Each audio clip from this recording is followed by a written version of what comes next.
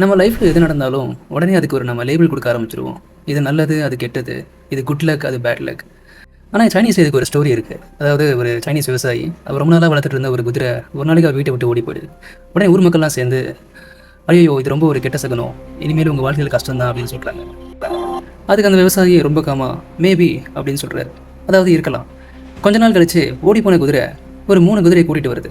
அதை பார்த்த ஊர் மக்கள் எல்லாம் உடனே, அடடே 1 போய் 3 வந்துருச்சு, நல்ல காலம் தான் இனிமேல் உங்கள் வாழ்க்கையில் அப்படின்னு சொல்கிறாங்க.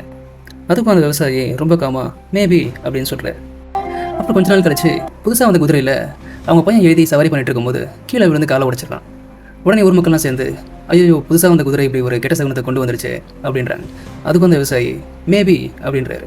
அப்புறம் கொஞ்ச நாள் கழிச்சு அவங்க ஊரில் ஒரு போர் வருது. அந்த போருக்காக எல்லா வீட்லையும் இருக்க யங்ஸ்டர்ஸை கூட்டிகிட்டு போக வராங்க.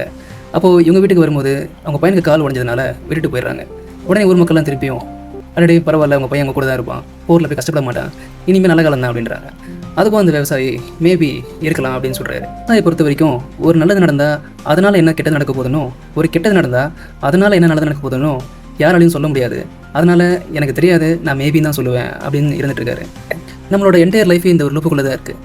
அதாவது nobody knows the bad consequences of the good events and good consequences of the bad events.